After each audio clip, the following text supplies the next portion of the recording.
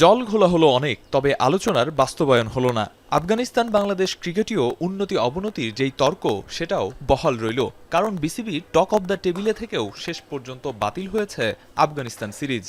আফগানিস্তান আসার কথা ছিল, মানে একটা কথা হয়েছে এই মুহূর্তে নাই, এরকম কোনো কিছু নাই।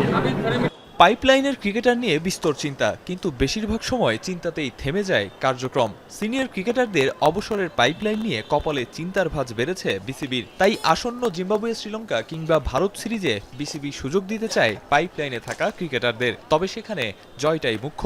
তাই কম্বিনেশনটা ঠিক কি হবে সেটা পরিষ্কার নয়।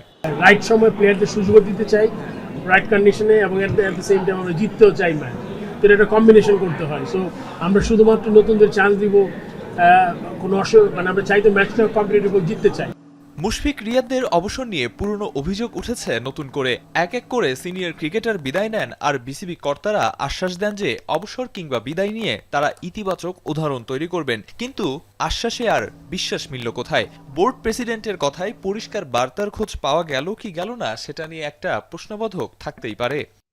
একান্তই প্লেয়ারদের ব্যাপার। এখন প্লেয়ারের ব্যাপারটা হয় কি, আপনি এটা তো একদম সাথে সাথে কোনো ডিসিশন নিতে পারবেন না। হয়তোবা তারা এই সিরিজটা শেষ হওয়ার পরে তারা চিন্তা করেছে এবং এটা রাইট সময় ভেবেছে। চেষ্টা করব যাতে তাদের একটা মানে প্রপার সম্মান জানাতে পারি আমরা, যে কোনো ফর্মেই, যে কোনো জায়গায় হোক, আমরা চেষ্টা করব। বাংলাদেশ ক্রিকেট নিয়ে বরাবরই সম্ভাবনা ও আশা অনেক, তবে তার জন্য দরকার বাস্তবায়ন, যেখানে কখনো আপনি আশান্বিত হবেন, কখনো আশাহত। আরিফুল ইসলাম সাহাব, এখন, ঢাকা।